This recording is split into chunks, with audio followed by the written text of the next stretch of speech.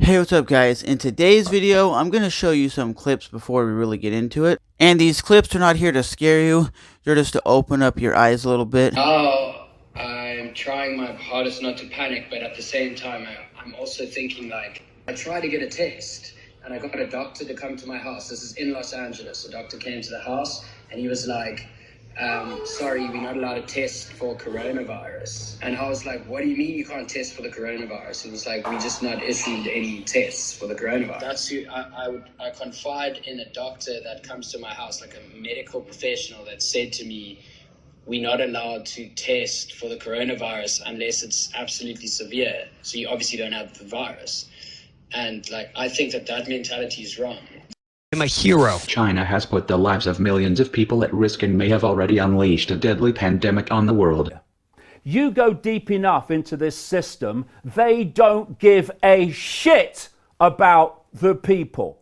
We are being asked to believe now that this system cares about old people. We must protect the old people. We must destroy the world economy to protect the old people. Oh, these would be the old people, would they, that have paid in their entire life through taxation and other means, and at the end, in their final years, they get handed a pittance of a pension which gives them the choice between being warm or being hungry.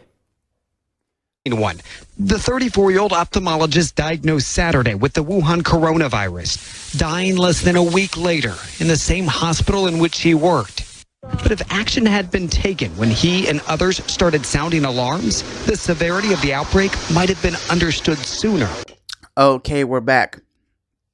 So, what is going on with the coronavirus, right? I've seen a bunch of videos where you see, as you've seen in the little intro thing, a lot of military vehicles going on this train, and there's got to be a couple of hundred of them just going, and they look like they're Hummers. And why would we even be shipping these many military vehicles somewhere? Okay, I've talked to a few people on Facebook. Some people are saying this virus is a way to distract us from something else that's really going on. Some people are calling it a curfew and not a martial law, which some other people that I talked to said, well, curfew, martial law is basically the same thing, saying at 8 p.m. you're no longer allowed to be outside, and you can only come back outside and do your regular life at 5 in the morning, and you have to go home at 8 at night. And the only people that would basically be able to be out would be somebody who had a job, and they'd have to have some documentation that says, hey, I work from 4 in the afternoon and I get off at midnight. There would have to be some sort of documentation. California has implemented, I think it's in San Francisco, that they're getting ready to do a 30-day lockdown of San Francisco. And San Francisco is one of the most busiest cities in the country, okay? One of the biggest cities, one of the most busiest cities in the nation, in the world for that matter.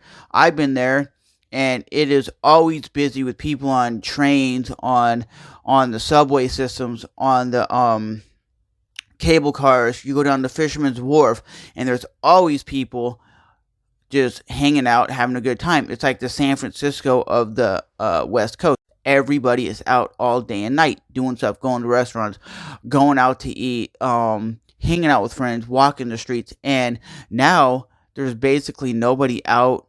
And I was listening to the London Reel, and David Icke says on the way to the London Reel in London, where I'm not sure where David Icke's from in England, but he said on the way to the studio where he was going to be doing this podcast, basically he brought cash, and he went to use his cash, and places that he went to pull out his cash, he said, we're not accepting that. He's like, wait, you're not accepting cash? Cash is one of the most usable things ever. You don't have to use your credit card or debit card. You pull out your handful of like $20 bills and you hand it out to the cashier, and they give you change back. And they said, we don't want it. And he was like, you don't want my money? And they're like, we're not accepting cash. Some of these people are expecting martial law. Some people are saying that a lot of people that I talk to do agree that the economy is going to crash. It's because everybody is running to the stores, gobbling up everything, panic buying, as they say, and when a lot of these people are going to lose their jobs and just rely on unemployment, they're not going to make a lot of money. And the stores are getting gobbled up, right?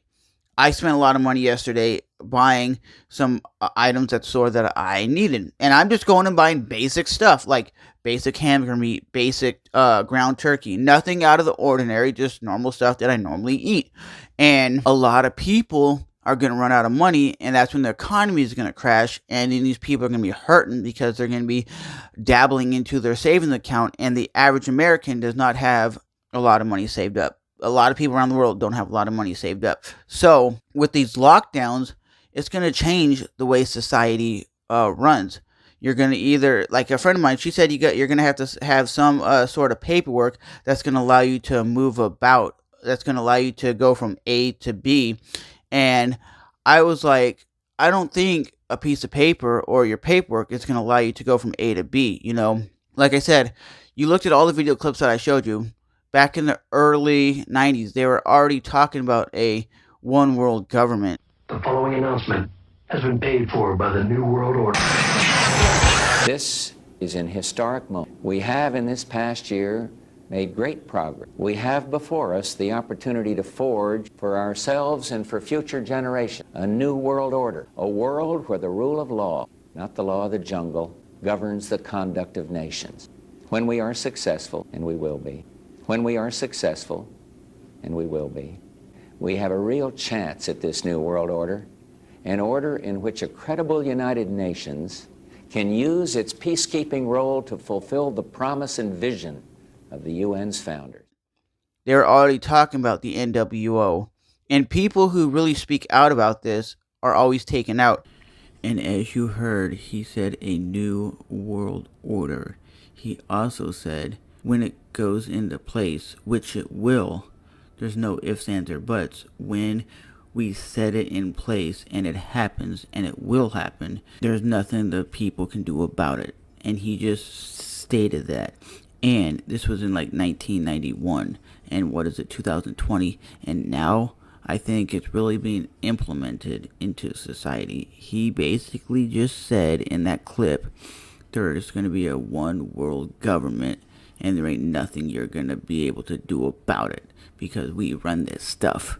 We run this world. You don't run nothing, punk. So, with that being said, guys, let me know what you guys think. Is this going to be tyranny? Is this going to be a time where we do have martial law? Or is this just a flu that's going around that's going to kill people, and then eventually it's going to go back to the way it was? Like I said before, there's something scary going on out there. Keep your minds open, keep your minds right, and do all the research you possibly can. But don't panic.